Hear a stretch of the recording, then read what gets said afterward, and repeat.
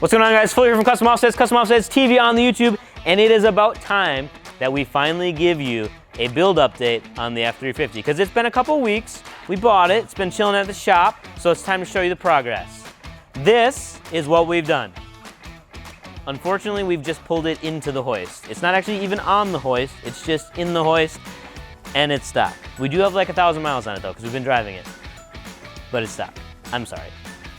We'll jump into the video now. All right, so I don't want to offend anyone when I make this video, but the thing is, we all have been there at some point, even some of us here. I'm not going to name names, and we're not going to admit that we ever did any of these modifications to our vehicles, but it happened. That's how it goes. We were all 16 or 17 at some point, other than if you're 15 right now and watching this, then I guess you weren't. But basically everybody that watches our channel was a kid at some point, and I know that because that's how life works. And we did modifications to our vehicles that I'm not gonna say we regret, but we maybe shouldn't have because they're questionable in quality and just questionable overall, and they might look strange, or they perform weird, or they don't do what they say they're gonna do, or it's the cheap knockoff ones, and we've all been there. Let's get that out of the way. We've been there, we've done it, we all understand. So jumping right into it then, we're going to cover 5 of the worst mods, or 5 of the mods that ruined our vehicles, and just go over those today. So jumping into it, like I said, the first one has to do with suspension. Now, suspension is expensive. I'm just gonna put that out there. Even if you buy a base model kit, chances are you're gonna be spending at bare minimum a couple $100s, but most of the time well over $1,000. And if you want something that rides like a Cadillac, like we keep getting emails about, be prepared to spend like $3,000, $4,000, $5,000 depending on what you go with. Now, when you're 16 or you're 17, you don't have that kind of money. At least I didn't. I'm speaking from experience. There's no way that I had that much cash saved up. And I didn't even have a credit card because I was not 18 yet and didn't know what credit was.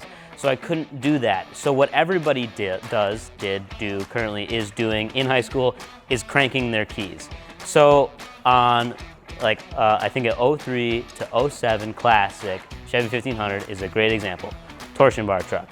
People will go in there, they take their 1/2-inch Milwaukee M18 fuel impact, and they just drive those straight up, and it lifts the front end, which is great because that's what they wanted to do. They wanted to lift the front end so they could put bigger wheels and tires on, and then they realized that it rides like a brick. If you could take a brick and put it down the highway and it would bounce all over the place, that's how your truck rides now. But are you lifted? Yeah, sorta, kinda. You got the front end higher, that was your overall goal. It looks how you want, but it just rides like crap. And we've all been there, we've all done it. But if we're gonna, give some advice here, just buy the leveling kit. You can get a leveling kit for cheap, like $200, say, roughly. It really depends on what you're getting. Especially on like torsion bar trucks, they're pretty cheap to get leveling keys. Just go with that. Don't crank your stock keys. Okay, yes, I did it. I had a Ranger one time. I cranked the keys on that. It rode like crap. We're just gonna get that out of the way. Moving on to the next one. So a first mod that many people do to their vehicle is exhaust. And now the options are basically endless when it comes to what you're putting on your truck. But when it comes to the bad form of exhaust, or something that we wouldn't want you to do, that would be straight pipes. Now, I am guilty of this. I'm gonna say that. I feel like I've done basically every single one of these, and I said I wasn't gonna say names, but I can say my own. That's fine, I'm gonna do it. Just about every vehicle that I've owned, especially when I was younger, I got it, took it next day to the muffler shop and said, cut those suckers off because I want straight pipes. And every kid in my high school that had their 97 F-150 had either straight pipes or cherry bombs, and they were loud as heck. There was no back pressure for your motor, and we just gassed it everywhere we went, straight to the floor, as loud as possible, because we thought that was the coolest thing ever. And now that I'm older, I know that that's not necessarily good for your vehicle, and it's not that cool to be really loud because of one simple reason. If you are across the block and you do a burnout, and there's a cop and he's over there, you're really loud. He can hear you. He's gonna come over and get you. That's a problem. If you have a truck that's not quite so loud, you can go screw around over there, and this guy is over here, and he's just gonna keep eating his donut. He's just hanging out. So it's great. So if you're gonna put exhaust system on your truck, look into something quality. Don't just go for the cheapest option, because there are a ton out there on Amazon and eBay, and they're called MTM Motorsports and RPR whatever, because they just have random letters and you don't know the quality of those things. But you read through the list and it says aircraft grade aluminum, or it has some 10.1 steel, and it makes you feel like you're getting a quality piece of equipment when really you're probably not, and you don't have any gaskets, and the welds aren't good, and the whole thing falls apart. So if you're gonna spend the money on exhaust, don't spend $200, just go ahead and buy an actual true exhaust system, because not only will it sound better, it won't be obnoxiously loud and raspy, unless that's what you're going for, then go ahead and do it, but it also will actually help performance versus just having no back pressure at all and just winging it. The next one, number 3, we've been here, we've done it. It's called Plasti Dip. Custom Offsets has done it. We Plasti Dip an entire truck. We wouldn't recommend it. Don't do it. It's terrible. It's a pain in the ass to take off. Why did we consider Plasti Dip a mod? You'll probably have seen this on the internet. Hashtag Plasti Dip is not a mod. Well, you know, it's great for badges. If you're trying to black out your badges or you want to black out your grill, it's cool. It works good. You know, it goes on nicely. But the biggest issue is you can't take it off. I know it's marketed that you can just peel it off, but it doesn't work like that. We did a whole truck. It took forever to get off. And then the biggest downfall probably isn't actually taking it off, because there's a good chance if you spend the money to get your whole vehicle professionally dipped, you like that look. You wanted to go for a matte paint job, but paint jobs are $6,000 and Plasti Dip for a vehicle is $1,000. So it's just way cheaper to do it that way. That's why people do it. If you take your truck off-road, or if you drive your truck down the street and there's any sort of dust out there, it clings to it, because Plasti Dip is a rubber. So literally everything sticks to it, and it basically like eats its way into the Plasti Dip, and you can pressure wash it, it won't come off. You can sit there and scrub on it, and it won't come off. So then you're like, all right, I'll put some elbow grease into it. We're gonna really scrape on this. We're gonna get the dirt out of my Plasti Dip, because I took my Plasti Dip avalanche mudding and now it's covered, and everything that was black now looks brown. Well, now you tear the Plasti Dip and now your truck is peeling in places. So you're like, all right, I'll just grab this can and I'll just fill in some of the spots. And now it's uneven and blotchy and it just doesn't look good. Plasti Dip is not a mod. Don't do it. I'm sorry if you have Plasti Dip on your truck. I'm not trying to offend you. I'm just saying, speaking from experience, Plasti Dip, bad choice. Then we have Plasti Dip wheels. I'm just gonna say this, don't.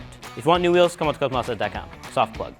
We touched briefly on exhaust, but for the next point, I'm just gonna call it like poor man's performance mods, because you walk into AutoZone, you head over to aisle 7, you go past the cashier, you're like, excuse me, sorry, gotta get this. You see that big, shiny, cold air intake, and you're like, that's the one, I gotta have it. It's just a plastic tube that they've made appear to be chrome, and it's got your blue filter on the end, because it's awesome, and who wouldn't want a colored filter?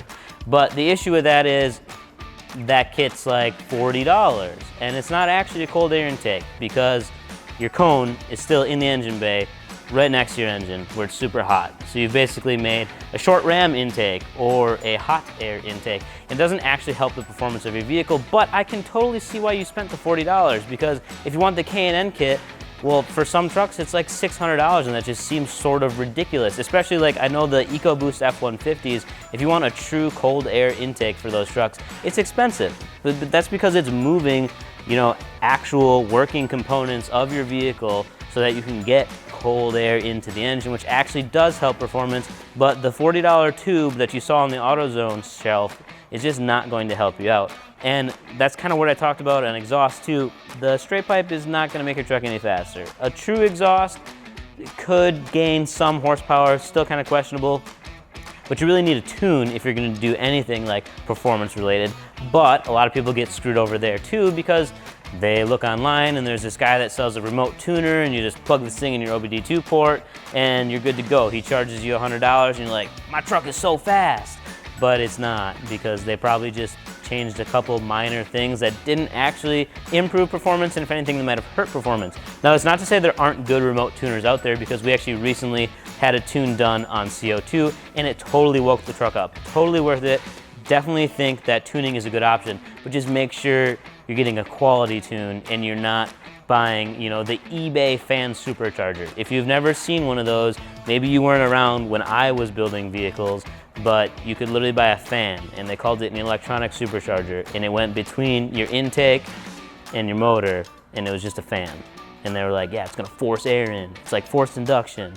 But it was basically a computer fan. It did nothing. Don't fall for the gimmicks. The last thing I wanna talk about is another one that I did, okay? I guess I've just done all of these, and apparently I wasn't a good 16-year-old child. I'm sorry, Dad, I'm sorry, I really am. It's the 12,000K HID headlights. They're on eBay, they're 70 bucks, you pick them up, you put them in, and you thought, wow, am I cool, because I have super, super bright headlights, and they are so blue that they're almost purple. And then you drive in the rain, and you realize that you can't see anything because it doesn't cut through the rain, it just reflects off and goes everywhere. And every driver that comes at you is flashing their brights because you have ridiculously bright headlights that you can't actually see anything with, but they just throw light everywhere, and everyone is annoyed with you. Don't be the guy that buys a 12,000K HID headlights. It's just, you don't want to do it. The K stands for Kelvin, by the way, if you didn't know what that is, so I'm not saying 12K, I'm saying 12,000K because it's a color temperature. If you want to get good quality white headlights, which is what's in right now, not blue, you gotta go from like right around 6,000 Kelvin is gonna be a good color temperature. Don't be the guy out there that's got blue headlights in 2019. We don't wanna see it. Don't do it. Just trust me, don't do it. And right on top of that is the Amazon light bar guy. Light bars are great if you do off-roading or if you drive at night a lot. They're usually not legal in just about every single state, but I've had them on plenty of vehicles, and they really do come in handy. Light bars are a useful tool. Tool. Got it. But don't be the guy that's got, you got the dual 50 on top, you got the 240s behind the grill, and you got 6 cubes on this side and 6 cubes on that side, and then you got cubes mounted as rock lights, and you got cubes in the back and a 40 on the back on the headache rack. Don't overdo it with the light bars. That's kind of starting to go out. We don't want to push light bars on anybody. If you want one and you're gonna like, it looks really clean on the Dodges when they put like the 40-inch curved in the bumper. That's pretty sweet. I approve of that. Good to go. Actually functional. But again, buy a quality one, because if you buy the Amazon one for $50, it's probably going to break on you in less than a year, or it's going to get filled with water and it's going to turn yellow, and that just ruins the entire clean look that you just went for. So if you've done any of these mods, you can go ahead and put them in the comments below. Let us know your mistakes that you made when you were 16 or 17, or if you think we're idiots and these mods are great, you can tell us that too. We're not trying to be too harsh on anybody, but just want to get these out there as some of the things that we've done. Some of the guys here have done these to their trucks, and we just want to let people know we've all made mistakes. So if you want to get wheels, tires, suspension, anything truck related, head out to customoffsets.com. Make sure you subscribe and like this video. Peace.